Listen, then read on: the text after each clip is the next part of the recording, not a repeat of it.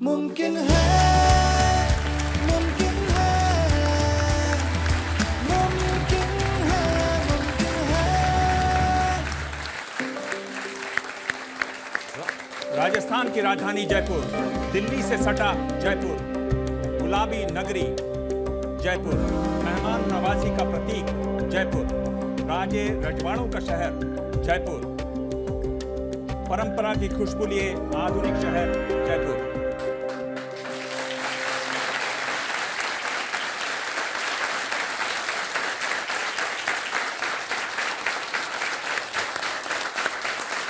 मुमकिन है, जज्बा हो तो सब मुमकिन है। नमस्कार, आप सबका स्वागत है।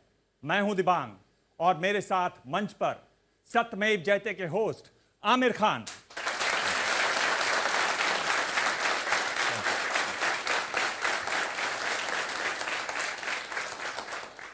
टीवी और अखबार में सड़क हादसों में मारे गए लोग, बेखबर अनजान गुमनाम लोग, न जाने कहां जा रहे थे, किसकी उनसे क्या उम्मीद थी। जरूर किसी का बेटा, किसी का भाई, माता, दादा, पल भर में सब आंकड़ों में बदल जाते हैं, मुआवजों में ढल जाते हैं। लेकिन आज सत्यमेव जयते में हमने उन आंकड़ों के पीछे छिपे चेहरे देखे, उनकी जिंदगी साझा की और वो असुरक्षा भी महसूस हुई जो आप और हम में से कल किसी को भी घेर सकती है। और एक बात कि ये नियति नहीं है, ये लापरवाही है, ये जुर्म है और इसके खिलाफ जोरदार आवाज उठाने की जरूरत है। और इसके लिए हम धन्यवाद करते हैं सत्यमेव जयते का, धन्यवाद करते हैं आमिर खान का। दिबांग, पहले तो मैं यहाँ मौजूद सबसे पूछना चाहूँगा कि आप लोगों को शो कैसा लगा। आप लोग ने देखा, अभी शो देखा? आप बताइए, आपको शो कैसा लगा? बहुत कमाल था। और सबसे कमाल की बात जो जानने को मिली कि कार को आप कार रहने दीजिए, शराब और नशा पीकर उसको बार न बनाइए। कार को बार न बनाएं। जी हाँ। बहुत संक्षेप में आपको कैसा लगा? सबसे पहली चीज़ तो ये है कि कार में फर्स्ट एड किट भी होना बहुत ज़रूरी है, क्योंकि ये यूजुअली लोग रखते ही नहीं है, तो उनको खुद को पता ही नहीं क्या होने वाला है। जी हाँ। आप बताइए कैसा लगा आपको शो? शो बहुत अच्छा है। सरकार की बहुत सख्ती की आवश्यकता है। बिना सरकार के सख्ती के कोई चीज़ संभव नहीं है, पर्टिकुलरली हिंदुस्तान के अंदर। और उसके साथ ही हमारे सबकी सुरक्षा, सबकी जीवन बन पाएगा। और नेशनल सरकार को कुछ करना चाहिए, हम भी क्या करेंगे कि नहीं? जी सर, हर इंसान को मानवता का मंत्र याद रखना चाहिए। मानव का मानव के प्रति प्रेम, तभी हम लोग रोड से लोगों को उठा के अस्पताल तक पहुंचा पाएंगे। जी बोलिए। हमें अपने आप को बदलना चाहिए, उसके बाद में दूसरों को बदलना चाहिए। जी हाँ। अपने आप को बदलना चाहिए, फिर दूसरों को बदलेंगे। आमिर, आप क्या कहना चाहेंगे इस पर? देखिए, ये मुद्दा जो है, मैं आपको बताऊं इसके पीछे कि जब भी हमने रिसर्च की, हम हर परिवार से, हर इंसान से पूछा, तो सबके परिवार में या नज़दीक की दोस्त में कोई ना कोई ऐसा है जिसका एक हादसे में या तो मौत हुई है या बहुत गंभीर चोट आई है। तो कोई ऐसा आदमी नहीं है हिंदुस्तान में जो इससे बच पाया है। मतलब या तो आप या आपके परिवार में कोई होगा, आपके नज़दीक कोई होगा जिसके साथ ऐसा हुआ है। तो ये हम सब की कहानी है, ये हम सब की कहानी। और ये वक्त आ गया हम, क्योंकि ये चीज़ें रोकी जा सकती हैं। अगर सलिया जो 6 फुट बाहर निकला है, अगर हम सिर्फ यही एक चीज़ बंद कर दें तो हर साल 9,000 लोग बच पाएंगे। जी। एक चीज़ करने से 9,000 लोग बच पाएंगे। तो इसी तरह हम सारी चीज़ें जो हम बहुत आसानी से उनको हम ठीक कर सकते हैं। हर आदमी हेलमेट पहने तो और पता नहीं कितनी जानें बच जाएंगी। हर आदमी सीट बेल्ट लगाए तो और पता नहीं कितनी जानें बच जाएंगी। हम सेल फोन का इस्तेमाल ना करें जी, और कितनी जानें बच जाएंगी। ये चीज़ें हमको सरकार का वेट ही नहीं करना है। जी, हम ये चीज़ें खुद कर सकते हैं। हम शराब पी के ना चलाएं, पता नहीं कितनी और जानें बच जाएंगी। तो ये जो आंकड़ा है कि एक जंबो जेट रोज क्रैश हो रहा है, मतलब 380 लोग रोज मर रहे हैं, वो आधा भी नहीं हो जाएगा अगर हम ये बेसिक चीज़ें करें, ओवरलोडिंग ना करें, बेसिक चीज़ें हम करें तो ये चीज़ें अपने आप बहुत सारे लोग बच पाएंगे। इस पर आप भी अपनी राय, सुझाव, संदेश, सवाल हमें भेज सकते हैं फ़ोन के ज़रिए। आप फेसबुक भेजें, आप ट्वीट करें। और आपको ये बता दें कि जो स्पोर्ट्स का हमारा पिछला कार्यक्रम था, उसमें हमारे पास रिकॉर्ड आपके संदेश आए हैं। इस पर आंकड़ा हम बाद में बताएंगे। आप हमें फ़ोन करें। आमिर खान हमारे साथ हैं इस समय। हमारे साथ एक कॉलर हैं, अखिल शर्मा कानपुर से। अखिल, आमिर बैठे हैं, आप अपना सवाल सीधे पूछिए। जी। अखिल की आवाज तो नहीं आ रही है। ये लाइव में अक्सर ऐसा हो जाता है कि आप करेक्शन देखते हैं कभी कि हाँ। फोन लगेगा और फोन आमिर जी, आप बहुत मार्वलस काम कर रहे हैं। आपने इस शो को दिखाकर लोगों को वाकई में जागृत किया है कि वो इतना अवेयर हो सके कि वो जीवन में आने वाली ऐसी घटनाओं के प्रति पहले से ही जागरूक रहे। जी जी जी जी जी बहुत बहुत शुक्रिया। मुझे अच्छा लगा कि आपको शो पसंद आया। कोई आपका खास सवाल है हमारे लिए? जी। हमारे पास एक और कॉल है इस समय मुंबई से। मंजू है हमारे पास। मंजू, आप अपना सवाल पूछिए। आमिर खान हमारे साथ हैं। हेलो। हाँ मंजू जी, मैं आमिर बोल रहा हूँ। हाँ सर, मेरा 14 साल का लड़का जी। कैनेट ब्रिज पे जा रहा था तो उसका बाइक से एक लड़के ने एक्सीडेंट किया। ओहो। नी के ऊपर पूरा पैर टूट गया, 2 बार ऑपरेशन हुआ। ओहो हो। आज भी दर्द रहता है। उसके बाद मेरी लड़की को एक 21 साल की लड़की ने मीटिंग के लिए जा रही थी। 21 साल की लड़की दिन में 2 बजे शराब पी हुई थी और उसने उसके एंकल पे गाड़ी चढ़ा दी। 3.5 महीने तक मेरी बेटी बेड पे रही। मुझे इतनी प्रॉब्लम हुई है दोनों बच्चे के एक्सीडेंट के कारण, और उस लड़की को रातों रात पुलिस वालों ने छोड़ दिया। और आज भी बजाज अलायंस वालों ने हमको कोई भी इसका इंश्योरेंस का क्लेम नहीं दिया। मतलब इतनी धांधली हर जगह चलती है ना सर, कि कोई भी अपने बच्चों के बारे में बाहर जाते हैं तो कोई भी सेफ्टी महसूस नहीं कर सकते हम लोग। दोनों बच्चे मेरे दोनों का एक्सीडेंट हुआ। दोनों आप सही कह रहे हैं मंजू जी, आप सही कह रहे हैं, आप सही कह रही हैं। और बड़ा बड़ा दुख हुआ मुझे आपकी बातें ये सुनकर। और यही हमें सोचना है कि हम अगर हम बेसिक चीजें फॉलो करें, जैसे वो उन्होंने कहा एक महिला शराब पी के गाड़ी चला रही थी, तो इससे या वो मतलब उसकी उम्र जो भी हो, अब वो शराब पी के गाड़ी चला रही हैं, वो उसने आपकी बेटी को नुकसान पहुंचाया, खुद को उसको नुकसान हुआ होगा। क्या क्या फायदा हुआ इससे? तो ये बेसिक चीजें अगर हम करें और ये हमारे हाथ में हम ये करें तो हम अपनी जिंदगी सुधार सकते हैं। जी। और ट्विटर पर अगर आप देखें आमिर, तो ट्विटर पर एक तरीके से आपका जो कार्यक्रम है वो इस समय नंबर 1 ट्रेंड कर रहा है। अच्छा और ट्विटर पर जो हमारे साथ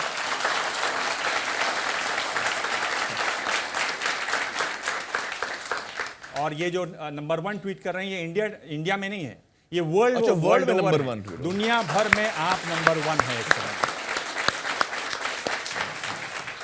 तो ट्विटर हमें कुछ ट्वीट्स पढ़ाइए तो हम उसका भी जवाब दे सकते हैं। जैसे जैसे हमें ट्वीट्स भी आप मुझे टीवी पे दिखा सकते हैं। जी हाँ, आप ये देखिए, ये ट्वीट है, ये सनम हैं, सनम करुणाकर, और ये कह रही हैं कि I am an accident survivor, lost both my parents in a crash 19 years ago and I'm paralyzed since then. Stronger laws are needed. Stronger laws are कड़े कानूनों की जरूरत है। जी, बात बिल्कुल सही है। जहाँ तक मेरी जानकारी है, इस वक्त एक नया कानून पे काम हो भी रहा है, जो हमारे ट्रांसपोर्ट मिनिस्टर शायद उस ट्रांसपोर्ट मिनिस्ट्री इस पे काम कर रही है, नए कानून पे। तो इस नए कानून में ये सारी चीज़ें इंक्लूड होनी चाहिए जी। जो हमने हमारे प्रोग्राम में भी दिखाई हैं, जो बेसिक सिंपल चीज़ें हैं जो हमको इंक्लूड करनी चाहिए इस नए कानून में। जी, जी। कानून की तो ज़रूरत है ही, लेकिन इसमें हमारी ज़रूरत भी है। मैं अक्सर देखता हूँ कि कोई लड़का जो है बाइक पे जा रहा है, उसने हेलमेट पहनी नहीं है। जी। अब वो इसलिए पहनता है, उसको आगे पुलिस वाला दिखता है तो वो हेलमेट पहनता है। जी। पुलिस वाले के लिए हेलमेट नहीं पहनो भाई, अपने लिए सेफ्टी के लिए आप हेलमेट पहनो। पुलिस वाले को क्या फायदा होगा आपसे? हाँ, पिछले दिनों मेरी बात हुई थी जो मंत्री हैं नितिन गडकरी जी, और उन्होंने कहा कि बहुत मजबूत कानून ला रहे हैं जी, और उसमें सजा और फाइन बहुत ज्यादा उन्होंने बढ़ाया है। अच्छा। इस पर हम लोग आगे बात करेंगे जी। आपको बता दें आमिर कि इस समय हम देश में नंबर 1 और दुनिया भर में ट्रेंड कर रहे हैं। एक और ट्वीट है हमारे पास इस समय, और ये है सिद्धेश भोवे, और ये कह रहे हैं, very few live to tell the consequences of not wearing a helmet. Wear a helmet. Roads okay please. मुमकिन है हाँ। हेलमेट वाली हेलमेट और हेलमेट तो हम देखते हैं कि जो लड़का चला रहा है वो हेलमेट पहना है, पीछे जो बैठा है वो हेलमेट नहीं पहना है। तो उसका मुझे समझ में नहीं आता मतलब क्या है, कि मतलब पीछे वाले के बारे में वो उसको पड़ी नहीं है या क्या है, उसको कुछ भी हो जाए, मैं तो हेलमेट पहना हूँ। और हम लोग चल सकते हैं इस समय दिल्ली, वहां से हमारे साथ एक फोन कॉल है। जी जी आमिर, आप अपना सवाल पूछिए। अमित शाह ही इस समय हमारे साथ हैं। आप अपना सवाल पूछिए। जी। आमिर हैं, आपकी आवाज सुन रहे हैं। आमिर, ये बहुत ही अच्छा प्रोग्राम है, मुझे बहुत अच्छा लगा। मैं आपको अपना एक्सपीरियंस शेयर करना चाहता हूँ। कोई सवाल तो नहीं है। I am an accident survivor. Okay. तो आज से करीब 21 साल पहले देर रात कोई 11:30 बजे मेरा एक 2 व्हीलर से एक्सीडेंट हुआ था दिल्ली में नेहरू प्लेस फ्लाईओवर के पास। हाँ। मैंने हेलमेट पहना हुआ था। अभी एक ट्वीट आया था that very few live to tell the story of surviving with the helmet. Right. तो थैंकफुली मैंने हेलमेट पहना हुआ था जी। और मेरे ठीक पीछे एक सिख जेंटलमैन थे गाड़ी में रात के 11:30 बजे। जी। उन्होंने मुझे होली फैमिली हॉस्पिटल पहुंचाया, जो कि करीब वहां से 2 किलोमीटर पे था। जी। तो एक्सीडेंट के probably within 5 to 7 minutes I was in the hospital. Okay, very good. हाँ। And I had a head injury. ओहो। And the gentleman was kind enough to, उन्होंने immediately मेरे फैमिली को इन्फॉर्म किया और करीब आधे घंटे के अंदर मेरी फैमिली भी वहां पे आ गई। And I have lived to share my experience with all all the people who are watching this show. Right. You know, आपका जो एक्सपीरियंस है, जो आपका अनुभव आपने शेयर किया हमारे साथ, इसमें 2-3 चीजें बहुत खास हैं। एक तो ये कि आप हेलमेट पहने हुए थे इसलिए आप बच गए, ये बहुत इंपॉर्टेंट है। दूसरा ये कि वो शख्स जिसने आपकी मदद की और आप 7-8 मिनट में हॉस्पिटल पहुंच गए, अगर वो शख्स आपकी मदद नहीं करता तो देखिए आपकी जिंदगी में मतलब the fact that he helped you is a very big thing. शायद जिंदगी रहती ही नहीं, क्योंकि उस रात को पूरी रात मेरे एक साथ से बीती हुई। अगर मैं हॉस्पिटल में नहीं पहुंचता टाइम से तो I would not have survived. You would not survive. So देखिए आपकी कहानी में हमको 2-3 इतनी कमाल की सीख मिली है। एक, हमेशा हेलमेट पहनो। दूसरा, आप कहीं सड़क पे किसी को आप देखते हो कि एक्सीडेंट हुआ है, आपको फौरन रुक के आपको हेल्प करना चाहिए। मैं आपको मेरी अपनी बात बताता हूँ। क्या आपने भी इस पर मदद मैं की? एक दफ़ा जा रहा था, लिंकिंग रोड से जा रहा था मैं, और वहाँ मैंने देखा कि एक बाइक आई और एक बाइक ने एक ज़ईफ़ बूढ़े इंसान थे जो मॉर्निंग वॉक पे निकले थे। 6:30 का समय था, बहुत जल्दी सुबह का टाइम था, और मैं जा रहा था एक इंटरव्यू देने के लिए और फिर मेरी फ़्लाइट थी। तो मैंने देखा कि वो बाइक जो है इतनी तेज़ आया, उसने वो बूढ़े इंसान को टक्कर मारी और वो बाइक भी थोड़ी गिरी। और तो मैं उस वक्त जब एक्सीडेंट होता है, जब मैंने अपने आंखों के सामने देखा होते हुए, और बहुत तेज़ आ रही थी वो बाइक, बहुत ज़ोर से चोट लगी थी उन्हें, तो मुझे एकदम I was shocked, you know, I couldn't react. पहले 10-15 सेकंड तो मैं रिएक्ट ही नहीं कर पाया। मेरा ड्राइवर जो है वो वहाँ से आगे निकल गया। मैंने बोला, अरे कहाँ जा रहे हो, रुको। मुझे लगा वो गाड़ी रोकेगा, उसने गाड़ी नहीं रोकी, वो भी डर गया कि चलो यहाँ से भागते हैं। तो मैंने मेरे ड्राइवर को बोला, तुम रुको और रिवर्स लो गाड़ी, मुझे उनको हेल्प करना है। तो हम लोग उतरे। मेरे साथ आमतौर पे सिक्योरिटी गाड़ी रहती है हमेशा मेरे साथ। तो हमने उन शख्स को गाड़ी में डाला, सिक्योरिटी गाड़ी में, और मैंने अपने सिक्योरिटी को बोला कि आप फ़ौरन जाइए, इनको अस्पताल ले जाइए। तो वो लोग उनको अस्पताल ले गए। चूँकि मेरा लाइव इंटरव्यू था, मेरी फ़्लाइट थी, तो मैं डायरेक्टली अपने इंटरव्यू के लिए चला गया। अनफॉर्चुनेटली वो कुछ दिन जिंदा थे, लेकिन वो नहीं बच पाए क्योंकि उनकी उम्र ज़्यादा थी। लेकिन मैं ये कहानी इसलिए बता रहा हूँ कि लोगों को डर होता है कि आपने हेल्प किया, फिर आप पुलिस के प्रॉब्लम में आ गए, आप और किसी प्रॉब्लम में आ गए, आपको कोर्ट के चक्कर काटने। मुझे ये सब कुछ नहीं करना पड़ा।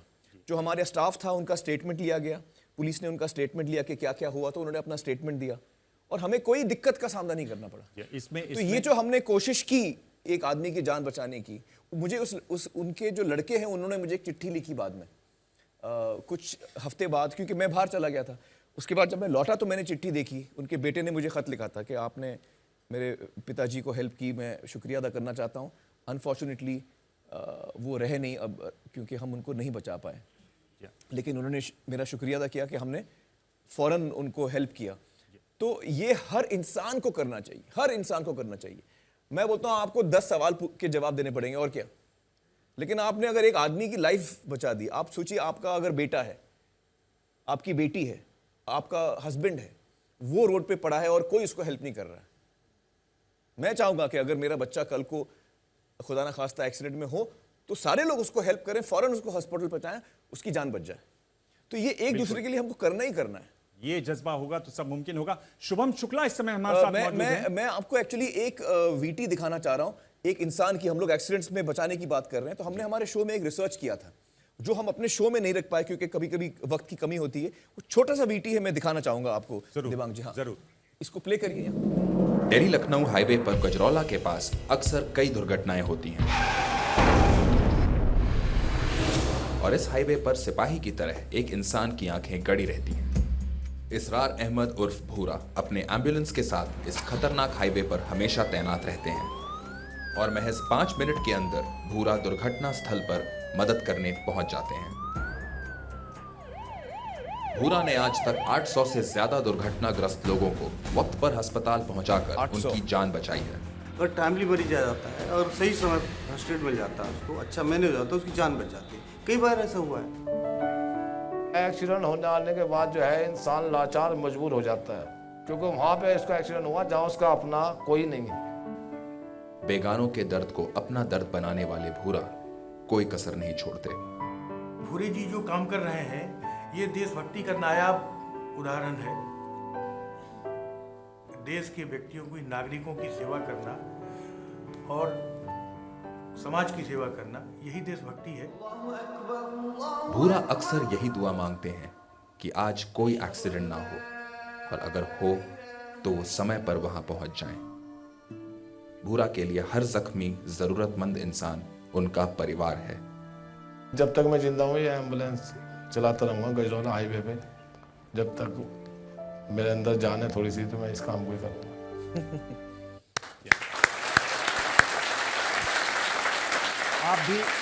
आप भी अपनी राय हमें भेज सकते हैं फेसबुक पर, ट्विटर पर, और आप हमें सीधे फ़ोन कॉल भी कर सकते हैं। आपको बता दें कि ट्विटर पर हम इस समय दुनिया में और हिंदुस्तान में नंबर 1 पर हैं, ट्रेंड कर रहे हैं। आपका सहयोग, उसका धन्यवाद। और आपको बता दें कि हमारा मिस्ड कॉल क्वेश्चन है, क्या आप चाहते हैं कि देश में सड़क सुरक्षा का ऐसा कानून बने जिसमें पैदल यात्रियों को और खास तौर पर जो विकलांग है उनको मदद मिले? इस नंबर पर आप फोन कीजिए, ये टोल फ्री नंबर है, आपको कोई पैसा नहीं देना है। बैठे मत रहिए, फोन कीजिए, अपनी राय जाहिर कीजिए अगर आप इस सवाल से सहमत हैं तो। फिलहाल वक्त है ब्रेक का। ब्रेक के बाद हम देखेंगे देश भर से और लोगों की राय जिन्होंने आज सुबह आमिर का ये प्रोग्राम देखा रोड एक्सीडेंट्स पर किस तरह से, और सुनेंगे राय दुनिया भर से। आप भी फोन कीजिए, आमिर बैठे हैं, आपके सवालों का जवाब देंगे।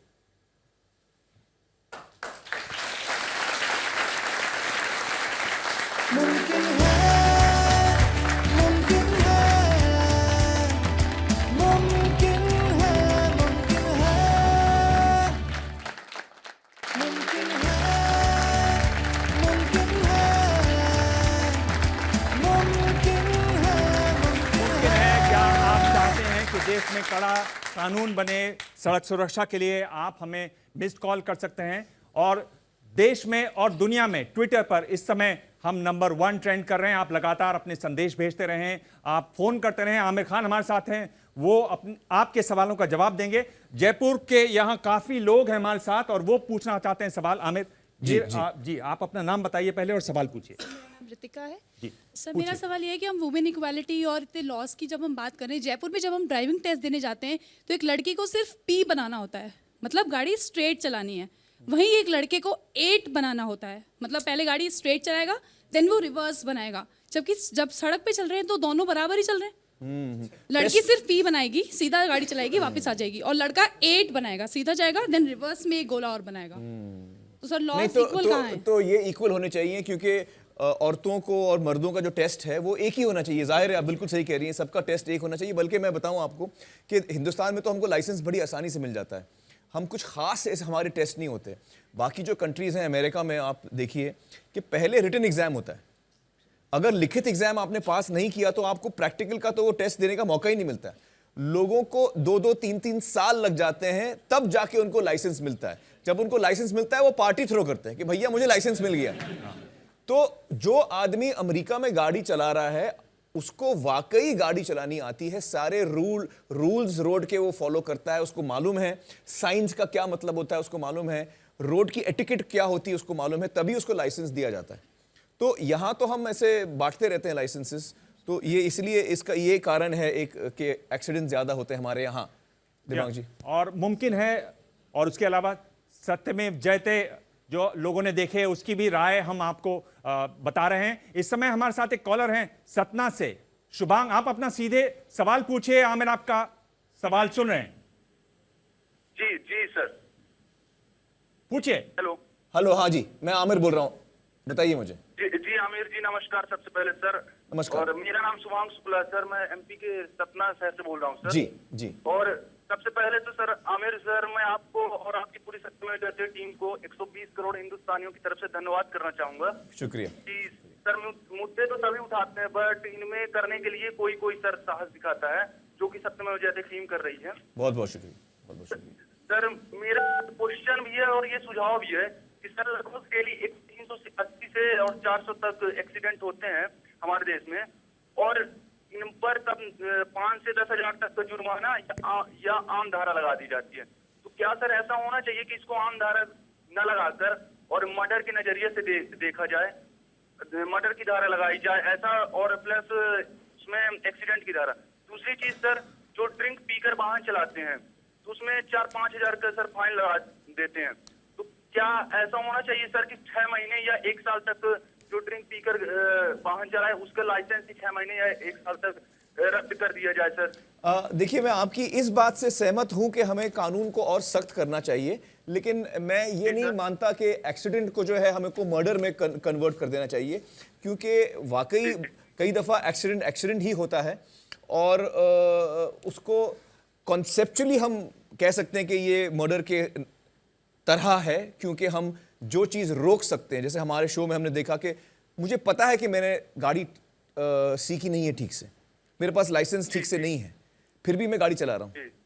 मुझे मालूम है कि मेरी ट्रक में ओवरलोड किया हुआ है सामान, फिर भी मैं चला रहा हूँ। तो अब ये चीज़ें हैं जो हम कह सकते हैं कि ये एक्सीडेंट से हटकर मर्डर की तरफ आ रहा है, लेकिन उसको एक्सीडेंट के केसेस को मर्डर केसेस बना देना, ये मैं नहीं मान सकता आपकी बात, ये भी सही नहीं होगा, क्योंकि हमको हर इंसान के साथ न्याय करना है, ज़्यादा सख्ती भी नहीं दिखानी है हमें जो नॉर्मल सख्ती है, जो एक कानून को फॉलो करना है उसको फॉलो करना है। दूसरी बात आपने ये कही कि पी के जो चलाते हैं उसको हमको और सीरियसली लेना है। आप बिल्कुल सही कह रहे हैं, जो आदमी पी के गाड़ी चलाता है उसको सख्त सज़ा मिलनी चाहिए, चाहे उससे एक्सीडेंट हो या ना हो। अगर उसको हम किसी को पकड़ें जो गाड़ी चला रहा है जिसने शराब पी है, तो उसको आपने शायद 6 महीना 1 साल जेल में बंद करने की बात की है, पर इसमें लेकिन मैं आपको बताऊं देवांग जी, बंबई में ये हुआ था, जो एक नया कानून आ रहा है जी, उसमें अगर आप दारू पी के शराब पी के गाड़ी चलाते हैं, स्कूल की बस चलाते हैं जी, तो आपको 3 साल की सजा होगी, 50,000 रुपए फाइन होगा जी, और आपका लाइसेंस तुरंत जब्त कर लिया जाएगा। जी हम लोग दिवांग जी, मैं एक और चीज कहना चाहूंगा। कुछ साल पहले बंबई में एक पुलिस अफसर ने ये शुरू किया था ड्रंक ड्राइविंग के बारे में। वो क्या करते थे, आपको अगर उन्होंने पकड़ा आपने शराब पी है तो वो आपको जेल में ले जाते थे और आपको 1-2 दिन या 3 दिन जेल में रखते थे। वो 1 साल नहीं, 1-2 दिन 3 दिन, वही बहुत था। बंबई में लोगों ने शराब पी के गाड़ी चलाना बंद कर दिया था। जब लोग बाहर जाते थे पार्टी वार्टी में, तो वो एक नई कंपनी खुल गई थी, वो सिर्फ ड्राइवर सप्लाई करती थी। मतलब एक नया बिजनेस शुरू हो गया था बंबई में, कि आप सोचिए जब एनफोर्समेंट सीरियस होता है तो वो करके दिखा सकते हैं। बंबई में लोगों ने, मुझे याद है, शराब पी के चलाना बंद कर दिया था। आमिर, मैं बता दूं, आप भी गए होंगे पहाड़ों पर, बॉर्डर रोड ऑर्गेनाइजेशन है आर्मी की जी, उनके स्लोगन्स आप देखिए जगह जगह लगे रहते हैं जी। तो एक स्लोगन मुझे बहुत याद है, और हर पहाड़ों में जब आप जाएं ड्राइव करें तो आपको मिलेगा, और वो होता है after whisky driving risky. After whisky driving risky. हमारे पास अविनाश गौरेकर हैं इस समय मुंबई से। आप अपना सवाल पूछिए, आमिर लाइव हैं आपके साथ। अविनाश गौरेकर जी, अविनाश सवाल पूछें। हेलो आमिर, अभी हाँ, ये तो मेरे दोस्त है अविनाश गौरेकर। हाय अभी, व्हाट्स अप? आमिर, ये जो आपका प्रोग्राम है, मैं बार बार यही कहना चाहूंगा कि ये वेकअप कॉल है हम सबके लिए। जब देखता हूँ मुझे एक्चुअली शर्म आती है कि हम ऐसी चीजें करते हैं देश में, और हर बार में जब एवरी एपिसोड देखता हूँ मुझे लगता है कि at least I am not guilty of it. आज मुझे बहुत, मैं ऑनेस्टली ये कहना चाहता हूँ टीवी के कि you use a very strong word कि दीज आर मर्डरर्स। तो आपको मालूम है मुझे कितना ड्राइविंग का शौक है, मैं सब जगह गाड़ी चलाता हूँ। आप मेरे साथ बहुत बार बैठे हैं जी, और मैं हर बार जब आप गाड़ी में होते हो तो I see to it, I don't break a signal anything, क्योंकि मैं ऑडियंस को भी बताना चाहता हूँ ये मुझे कभी भी स्पीडिंग करने नहीं देंगे, कभी भी मुझे थोड़ा भी मैं सिग्नल तोड़ता हूँ तो आपको बहुत ही you get very angry with these things. तो मुझे आज ये लग रहा है, मैं बहुत हिल गया हूँ ये प्रोग्राम देख के। मुझे ये लग रहा है कि I was a potential murderer and I could have done something very nasty. मेरे हाथ से कुछ भी हो सकता था। मैं लकीली शराब नहीं पीता, लेकिन I am guilty of over speeding, I am guilty of breaking signals in Mumbai city. And मुझे देख के आज बहुत जेन्युइनली शर्म आ रही है। मुझे नेशनल टेलीविजन पे ये कहना है कि मैं कसम खाता हूँ मैं आज के बाद एक भी लॉ नहीं तोड़ूंगा। लकीली और मुंबई से यू नो मैं शिमला तक गया, गाड़ी चलाते हुए आया। मुझे ये शो देख के अभी lucky, I am feel lucky कि मेरा कुछ एक्सीडेंट नहीं हुआ, कुछ नहीं हुआ। और मैं वेल अभी thank you for the call अभी, and I am really happy कि आपने ये चीज़ इतने खुले दिल से कही कि आप आज महसूस कर रहे हैं शो देख के कि कुछ चीज़ें आपने की हैं जो आप खुश नहीं हैं, कानून जो ड्राइविंग के रूल्स हैं आपने तोड़े हैं, लेकिन आइंदा आप ऐसा कभी नहीं करेंगे। मुझे ये सुन के बहुत खुशी हुई है अभी, और अब मैं जब आपके साथ बैठूंगा तो मुझे भी तसल्ली होगी।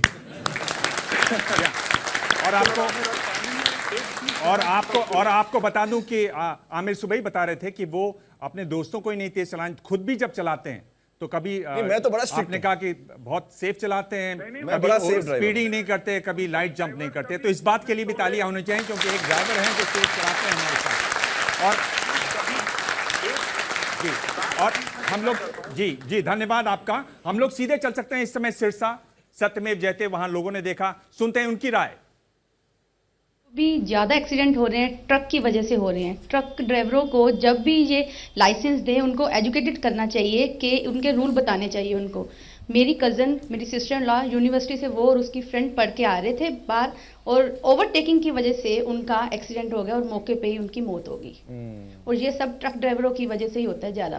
कि ये शो इतना बढ़िया है कि इसके बाद जो लोगों के मन में जागरूकता और लोगों के मन में जो उन विषयों को लेकर इंसाइट होती है, वो एक, मैं ये कहता हूं कि इस तरीके के शो हर तरह से हर साल और हर समय चलते रहने चाहिए।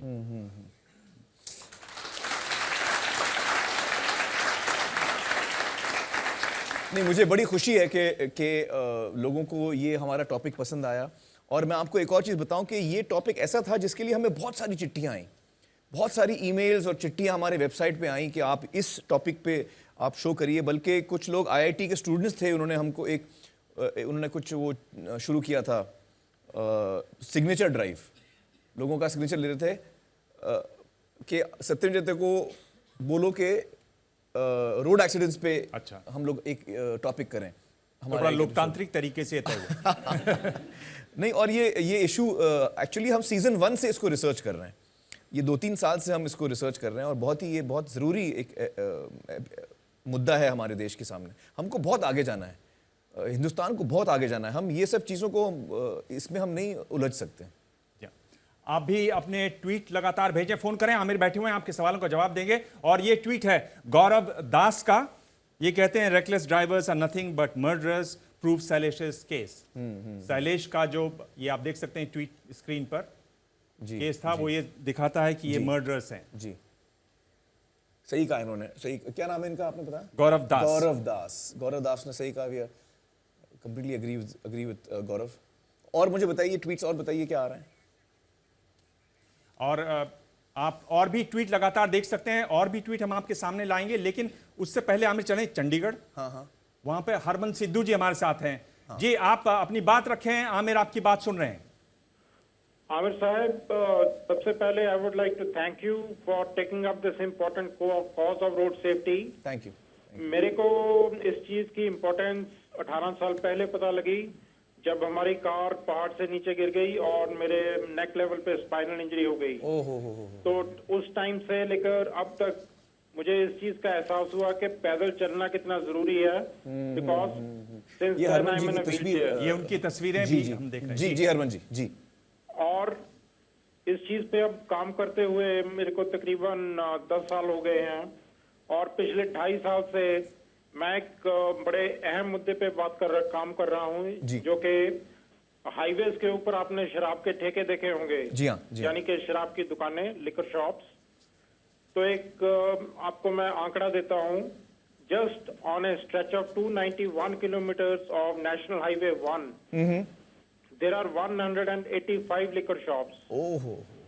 So that means every 1.5 kilometer you are invited for a drink.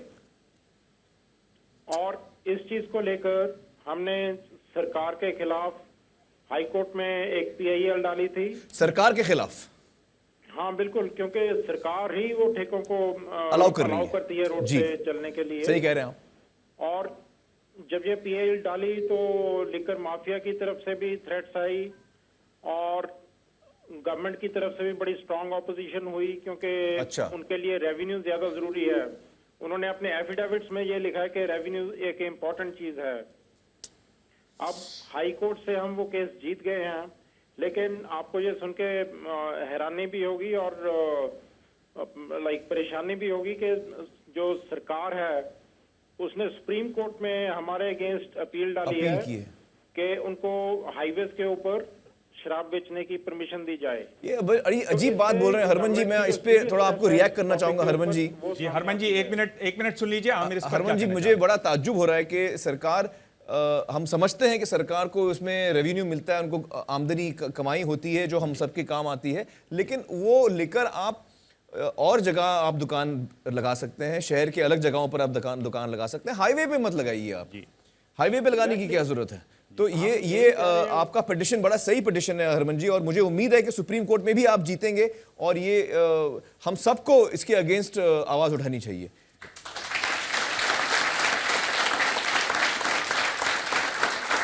और इस समय एक ट्वीट देखते हैं। रेशमा फाटरपेकर का ट्वीट है, कह रहे हैं #roads okay please, only the people who lose their loved ones will know how impacting it is, why can't we be more responsible?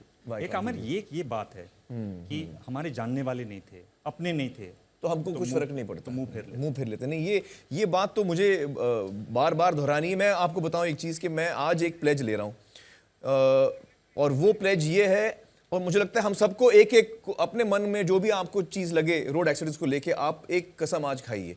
मैं कसम ये खा रहा हूँ क्योंकि मैं तो रूल वैसे भी कोई तोड़ता नहीं हूँ, तो आज के बाद मैं हेलमेट पहनूंगा, आज के बाद मैं सीट बेल्ट पहनूंगा, उस किस्म की कसम मुझे लेने की ज़रूरत नहीं है। आज के बाद मैं सिग्नल नहीं तोड़ूंगा, ऐसे कसम मुझे लेने की ज़रूरत नहीं, मैं वैसे भी नहीं करता। मैं कसम लेता हूँ कि आज के बाद जब भी कभी अगर खुदा ना खास्ता मैं किसी को इंजर्ड देखूंगा रोड पे एक्सीडेंट के बाद, मैं फ़ौरन हर काम छोड़ के मैं पहले उसको हेल्प करूंगा। ये कसम मैं लेता हूँ और मैं चाहूँगा कि हम सब इस किस्म का एक आप कसम लें। अगर आप बाइक राइडर हैं और आज तक आप हेलमेट नहीं पहनते, आपको लगता है यार हेलमेट मैं क्यों पहनूं, तो हेलमेट पहनेंगे, तो आप ये कसम लीजिए कि आप हेलमेट पहनिए, आपके परिवार के लिए, अपने लिए। आप ये ना, पुलिस के लिए नहीं। गाड़ी में बच्चे हों तो उनको सीट बेल्ट जरूर लगाइए, बच्चों को सीट बेल्ट लगाइए, बुजुर्ग हों तो उनके लिए सीट बेल्ट जरूर लगाइए, और रोड पे आप जाएं तो आप रूल्स को फॉलो करिए। जो भी आपको कसम लेनी है जिसमें कि आपका भी इस मुद्दे पर योगदान हो सकता है। इसमें आमिर करीब 4-5 लोगों को मैं एक ज़माने में अपनी गाड़ी में ले जा चुका हूँ हॉस्पिटल में, और पहली बार मुझे एहसास हुआ कि जब आदमी बेहोश हो जाता है जी, कितना मुश्किल होता है उसको उठाना, और खासतौर पर गाड़ी में अंदर लाना। जी जी जी तो जी। पहली बार जब मैंने उठाया, खून में नहाया हुआ था ये, और मैंने सोचा कि ये खत्म हो गया, रेड लाइट लगी हुई थी, अचानक उसका हाथ हिला, मैंने कहा जिंदा है, और मैंने कहा कि अगर ये जिंदा है तो इसके लिए मुझे कुछ करना। वो एक छोटा सा क्षण होता है जब आप तय करते हैं कि आगे जाऊं या रुक जाऊं। नहीं, हाँ। मैं रुक गया, मैंने कोशिश की, उठाना भारी था। वो तो 2 लोग माली थे, 2, मैंने कहा भैया आइए साइकिल, हेल्प किया उन्होंने, हेल्प किया हॉस्पिटल। उसके बाद 4-5 बार मैं इसको कर चुका हूँ। तो मेरा भी तो आप बचा पाए इन लोगों को? जी बचा पाए, और उनका अभी तक SMS आते हैं हर साल, हैप्पी न्यू ईयर, उसके इस तरह के SMS भेजते हैं कि मैं आपको नया साल मुबारक हो, नया साल मुबारक। तो साल भर में एक बार उनसे बातचीत हो जाती है। जी जी। तो आप भी लगातार हमें ट्वीट करिए, हमें आप देखें तो आप चेक करें। इस समय हिंदुस्तान में दुनिया में नंबर 1 हम ट्रेंड कर रहे हैं, और ये मिस्ड कॉल का सवाल है, क्या कड़े कानून बनाने चाहिए? जवाब जाहिर है हाँ है। अगर हाँ है तो आप फोन कीजिए, नंबर लगाइए, ये टोल फ्री नंबर है, आपको सिर्फ एक मिस्ड कॉल करनी है और आपकी बात उसमें रजिस्टर हो जाएगी। जब आप ये जज्बा दिखाएंगे तभी आप कुछ मुमकिन कर पाएंगे।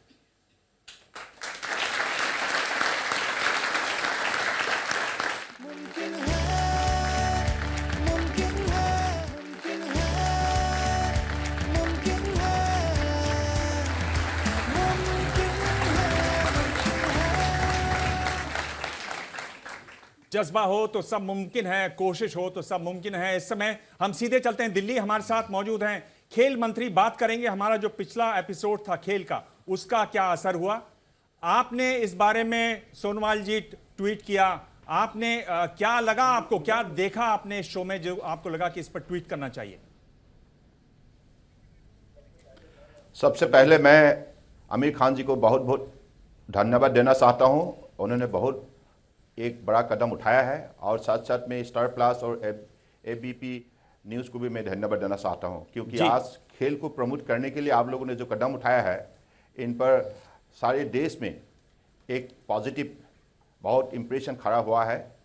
तो हमें कोशिश रहेंगे कि अगले दिनों में हम मंत्री जी, अगर मैं आपको बीच में रोक रहा हूं, मैं अगर आपसे पूछूं कि आपकी कोशिश, अगर आप मुझे 2 कोशिशें बता दें जो आप आने वाले दिनों में तुरंत करने वाले हैं, केवल 2 कोशिशें।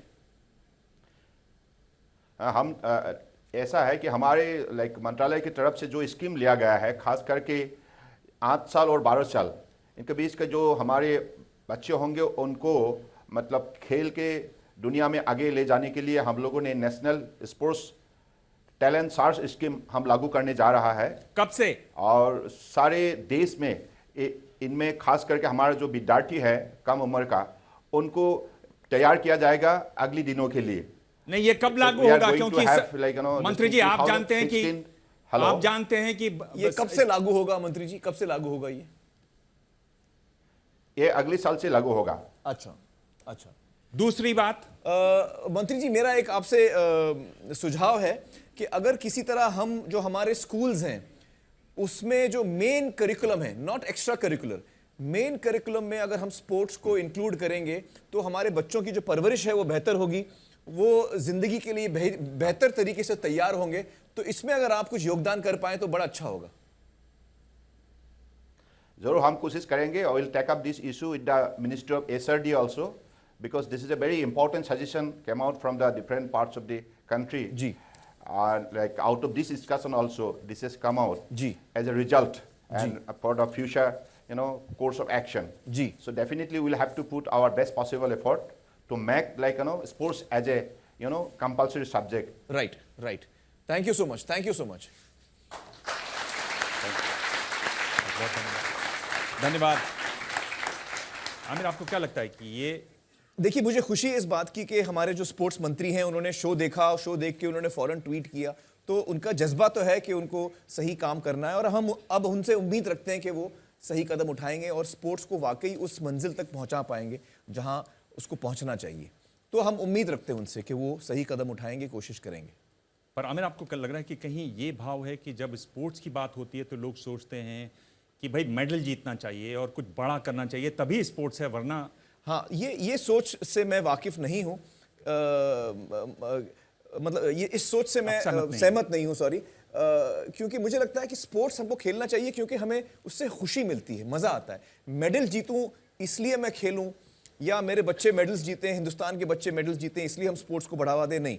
स्पोर्ट्स को हमें बढ़ावा इसलिए देना है ताकि हमारे बच्चे खुश हों, हमारे बच्चों का जीवन अच्छा हो, वो सही तरीके से ज़िंदगी के लिए तैयार हों। फिर भले वो आगे जाके स्पोर्ट्स में जाएं ना जाएं वो अलग बात है, उससे मेडल्स भी आएंगी, इसकी वजह से मेडल्स भी आएंगी अपने आप, लेकिन that's not the reason why. Medals के पीछे मुझे इतना इंटरेस्ट नहीं है, बच्चों का भविष्य में मुझे इंटरेस्ट है। तो आई होप कि हमारे जो मंत्री हैं वो सही कदम उठाएंगे, हमें उम्मीद है उनसे जी। और आपकी जो बात है लगता है कि वो देश की भी बात है, क्योंकि आप ट्वीट्स देखें तो मेरे पास जो आंकड़े, मैं आंकड़े पढ़ के बता रहा हूं, ये पिछले एपिसोड के स्पोर्ट्स पिछले एपिसोड्स में जो ट्वीट्स के इंप्रेशंस हैं वो 42 करोड़ 70 लाख हैं, जो अपने आप में एक नया रिकॉर्ड है। फेसबुक की बात करें तो 6 करोड़ 90 लाख। Wow wow. और मिस्ड कॉल्स की बात करें, मिस्ड कॉल जो सवाल आज हमने पूछा था, करीब 26 lakh missed call. 26 lakh missed call. तो जाहिर है ये जो मुद्दा है लोगों को कहीं ना कहीं बहुत गहरे तरीके से इसने छुआ है और लोगों को बहुत पसंद आया। मुझे बड़ी खुशी है ये सारे आंकड़े सुन के। I am very happy to know that. जी हाँ, और आप भी अपने ट्वीट भेजें, मिस्ड कॉल अभी भी लाइंस चालू हैं, आप मिस्ड कॉल करें, उसमें आपको टोल कुछ नहीं देना है, पैसा कुछ नहीं देना है, पर अपनी सिर्फ राय रखकर छोड़ देनी है। और जब तक ये जज्बा पूरे देश में नहीं होगा, देश आगे बढ़ नहीं सकता। बार बार इस बात को कह रहे हैं आमिर खान, तो आप भी अपना कॉल कीजिए। और ये हमारे पास एक ट्वीट है गुरतेज बत्रा का, और ये कह रहे हैं feeling ashamed for having a bar in my car, no more now. तो आमिर, एक तो बार आपने बंद करवा दिया। क्या नाम है? Gurdeep? Gurtej ji, I am so happy to read your tweet Gurtej. मुझे इतनी खुशी है गुरतेज जी, आपने ये ट्वीट किया है कि आपने एक तरह से पब्लिकली माना है कि आप कुछ एक गलत काम कर रहे थे, लेकिन अब आइंदा आप नहीं करेंगे। तो hats off to you, and I hope कि और ज़्यादा लोग इस चीज़ पर आपकी तरह ही अपने ज़िंदगी में, देखिए हम सब में कुछ ना कुछ गलतियाँ होती हैं और हम ही अपने आप को सुधार सकते हैं। तो वो एहसास कि यार ये काम मैं कर रहा हूँ ठीक नहीं है और मैं आज से नहीं करूँगा, ये बहुत बड़ा एहसास है, and I salute you for that Gurtej. Aamir, जो पिछला कार्यक्रम था उसमें मैजिक बस के बारे में कार्यक्रम था। विदिशा इस समय मुंबई से हमारे साथ मौजूद हैं। विदिशा, बहुत समय कम है, संक्षेप में आप क्या कहना चाहती हैं? उस एपिसोड के बाद क्या असर हुआ? अगर हम सिर्फ आंकड़े देखें तो हमारे पास 95,000 कॉल्स आई हैं। 300 लोगों ने ईमेल किए हैं। यूपी, महाराष्ट्र, बंगाल से ऐसे लोग हैं जो अपने इलाके में मैजिक बस प्रोग्राम शुरू करना चाहते हैं। वाह वाह, क्या बात है। कई लोग बच्चों के साथ काम करना चाहते हैं। दैट्स वंडरफुल टू हियर यार, मुझे बड़ी खुशी है कि इतना बड़ा रिस्पांस आया है, क्योंकि हमने मैजिक बस का नंबर दिखाया था अपने शो पे और कहा था लोगों को अगर वो उसके साथ जुड़ना चाहते हैं, तो इतना कमाल का रिस्पांस आया उनको। I am really happy to know that. तो फिलहाल वक्त है एक ब्रेक का। आप भी लगातार अपने ट्वीट करें और हमें मिस्ड कॉल करें, और बात करेंगे कि आगे कॉलर कौन है अगले दौर में।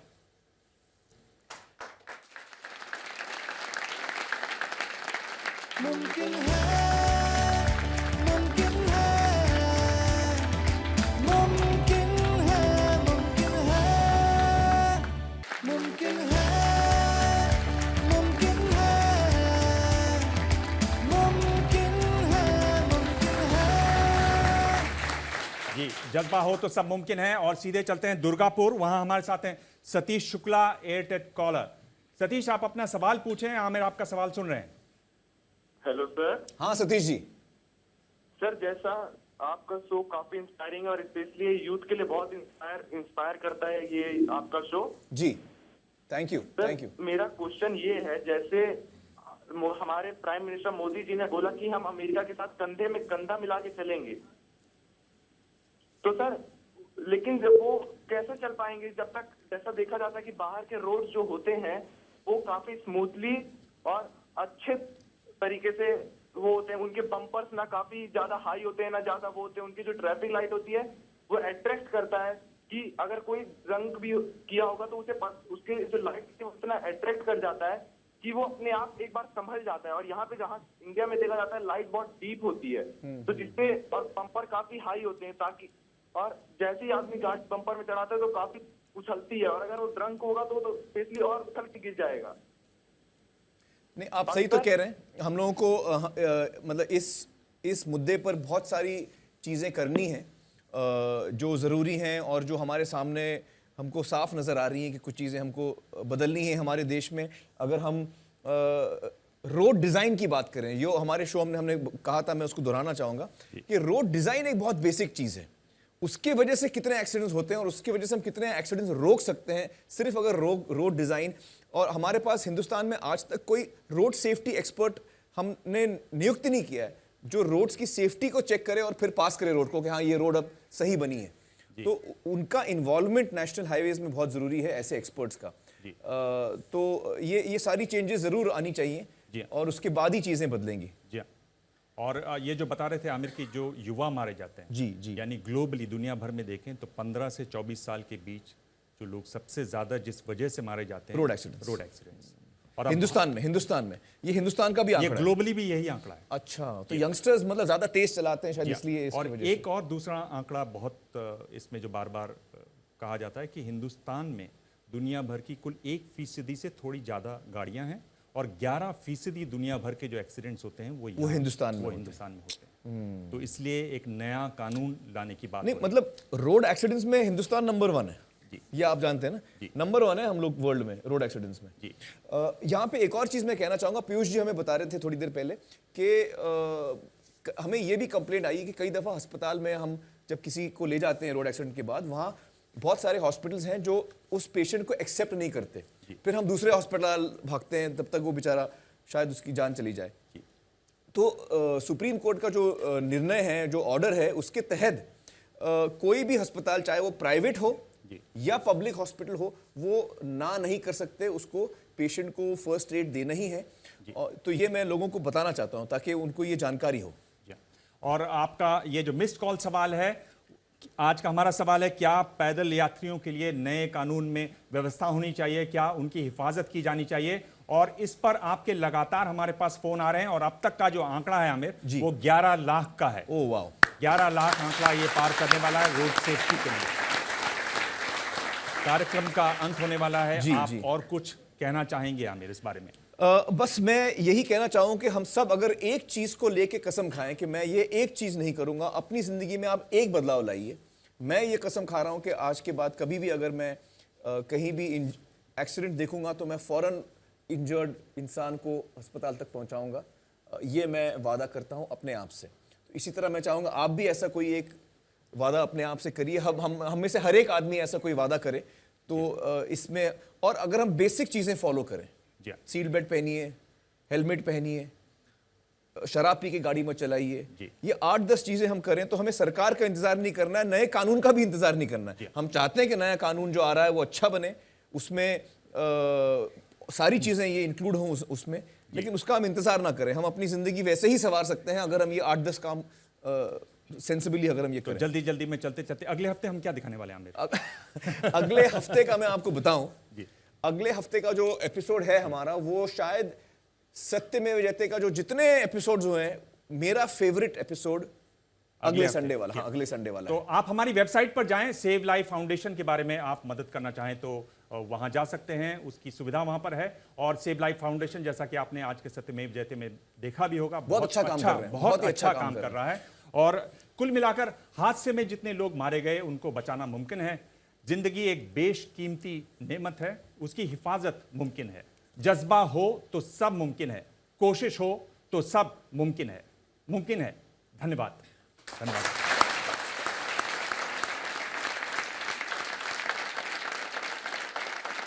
मुमकिन है।